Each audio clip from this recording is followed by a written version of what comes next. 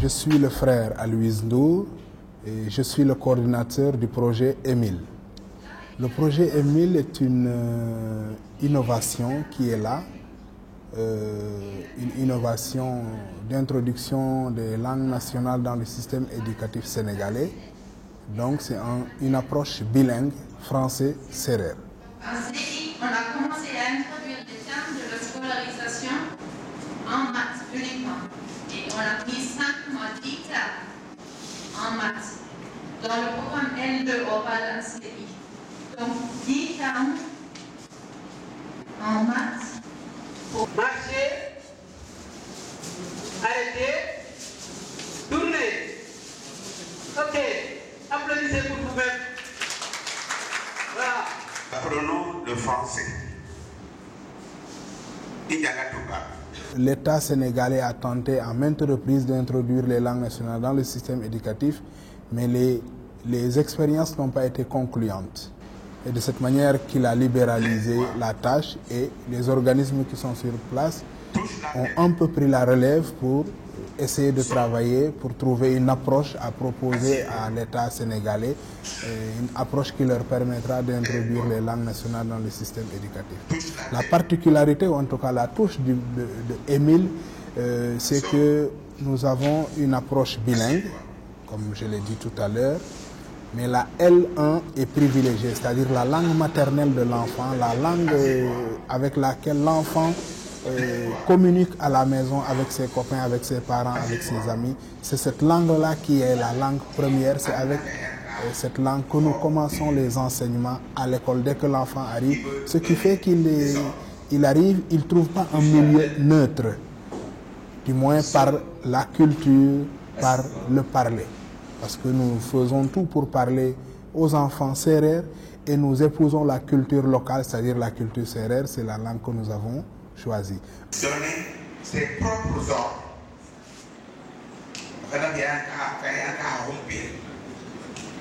Ensuite, maintenant, vient la L2, c'est-à-dire le français, qui est une langue étrangère, mais qui au CI ne sera pas écrite, elle sera seulement orale.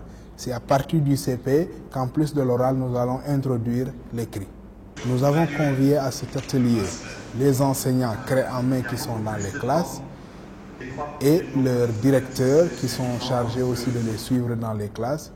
En plus d'eux, il y a eu les inspecteurs de Diofior et de Fimela, et de Fatick je veux dire, où sont implantées les écoles du projet EMIL.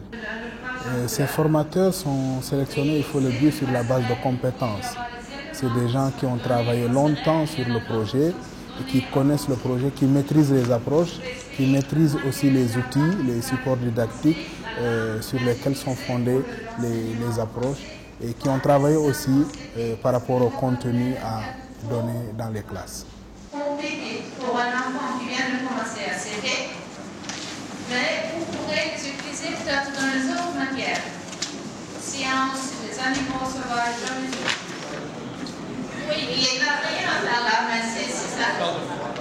Ici, il y a un truc là. Je m'appelle Salif Faye, je suis inspecteur de l'enseignement élémentaire à l'inspection de l'éducation et de la formation de Diofior. En tant qu'inspecteur, donc l'une de mes missions, c'est véritablement de contrôler, mais également d'encadrer les enseignants et les directeurs. Étant donné que c'est une formation qui leur est destinée, il est tout à fait normal que je sois là pour être au fait de ce qui se passe et véritablement pour bien assurer cette fonction, n'est-ce pas, de contrôle et d'encadrement. Moi, je m'appelle Babacar Faye. Je suis le directeur de l'école Pierre Naï Maron de Diohine, actuelle mairie de Diarère, dans l'arrondissement de Tataguine, inspection de l'éducation et de la formation de Diofior. Je suis à ma 28e année de service. Je suis venu à cette rencontre de formation en tant que directeur avec 2 de mes collègues, dont l'un tient le CI bilingue et l'autre le CP bilingue. Au directeur incombe la tâche d'encadrement de ses adjoints. Donc, il va de soi que quand ces adjoints sont embarqués dans une expérience, il va sans dire que le directeur doit être tenu informé de cette expérience pour être capable de les encadrer le moment venu. L'enseignement du sérère, en tant que langue première de l'enfant, il est plus facile à un enseignant locuteur sérère d'enseigner à des enfants sérères les apprentissages.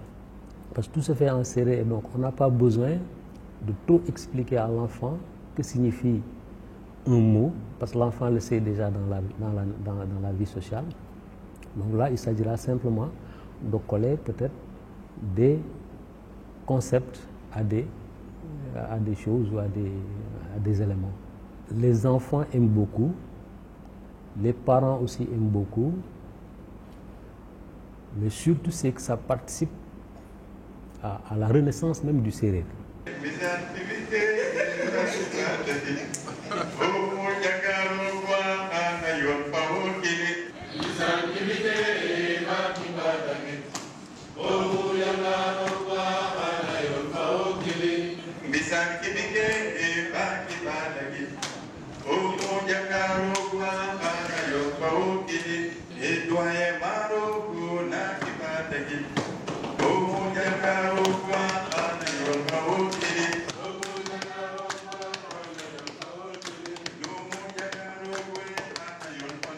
Je m'appelle Siga 6, je suis plutôt Serasaki, Toubab.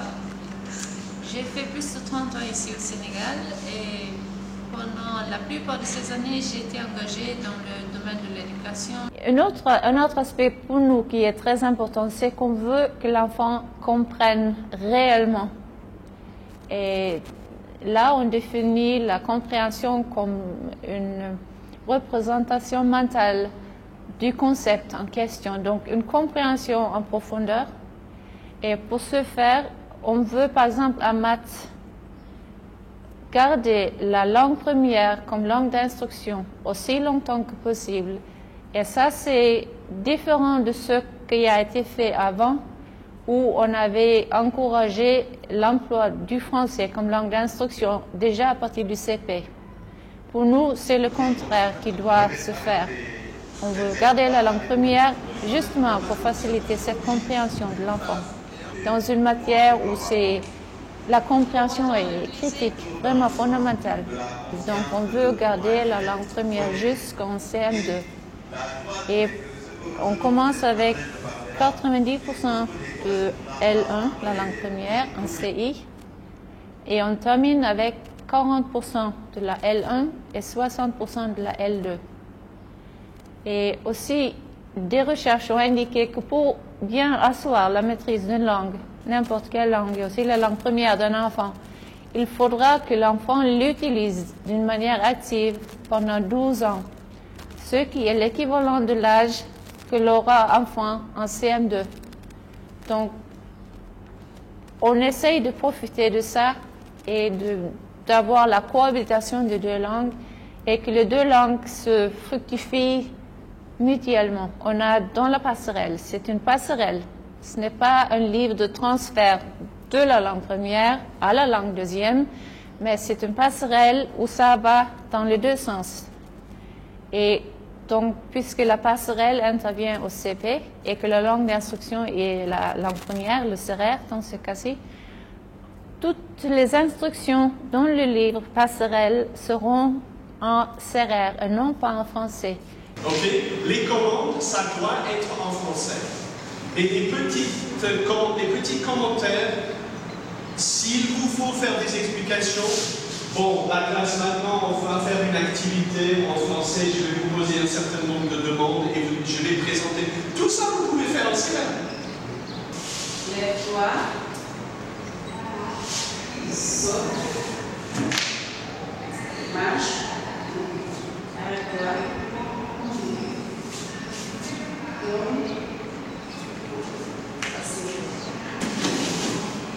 Bonjour, je m'appelle Chris Darby. Je suis au Sénégal depuis 10 ans avec ma femme.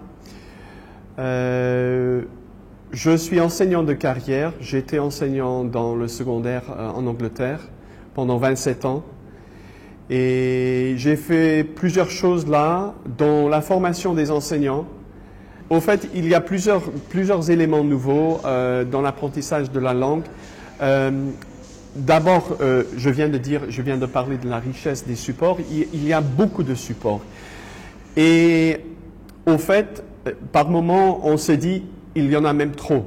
Pour des enseignants qui ont l'habitude de devoir se débrouiller un peu avec les moyens du bord et souvent avec un seul manuel ou un seul guide, maintenant, ils sont un peu submergés par des grands livres dont on a 25 en CI et 25 aussi au niveau, 25 titres au niveau du CP. Il y a les livrets gradués en CRR et en français et ça compte déjà 55 titres. Il y a les grandes images, il y a des chants, il y a les manuels, il y a des histoires à écouter. Il y a vraiment, et là je n'ai pas encore terminé, il y a d'autres supports. Donc le désir vraiment de créer un environnement lettré a été pour nous un aspect très important pour des enfants qui sont pour la plupart démunis de cet environnement.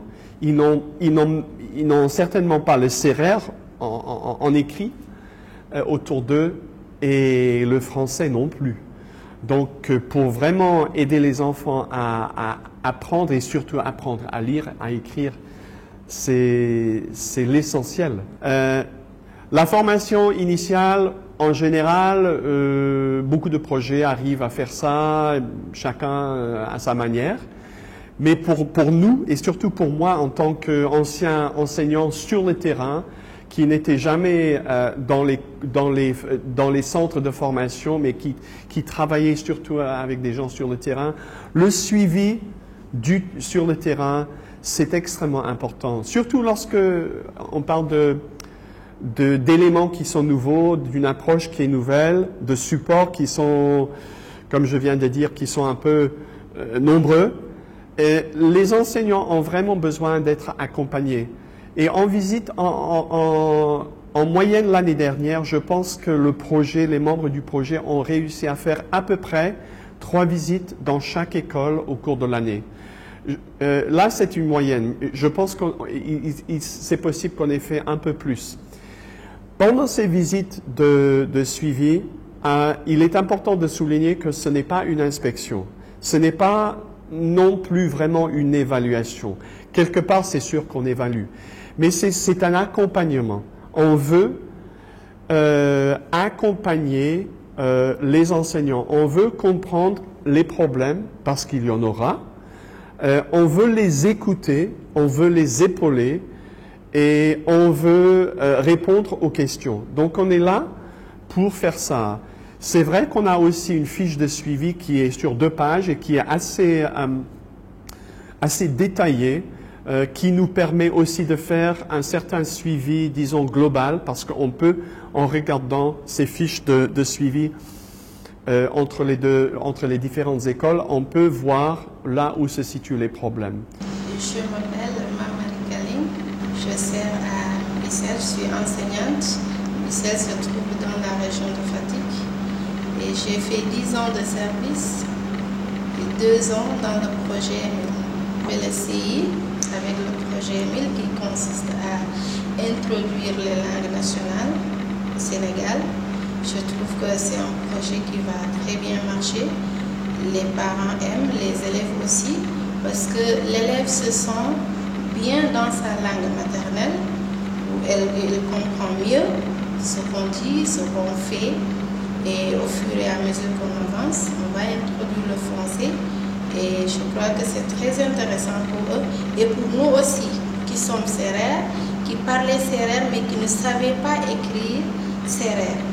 Et en même temps, nous enseignons les élèves, mais nous aussi, nous apprenons beaucoup de ce projet.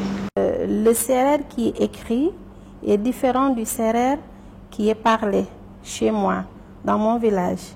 Et comme je suis d'origine de ce village, les enfants aussi, nous pouvons discuter, nous pouvons parler dans cette langue On peut même expliquer, pas ce qui est écrit, mais ce que nous parlons, ce que les enfants comprennent. Il y a eu un grand renforcement pendant ces 2 jours. Nous avons appris beaucoup de choses. Il y a des documents que nous ne savions pas encore utiliser correctement. Et je crois qu'avec la formation de ces 2 jours, tout ira bien.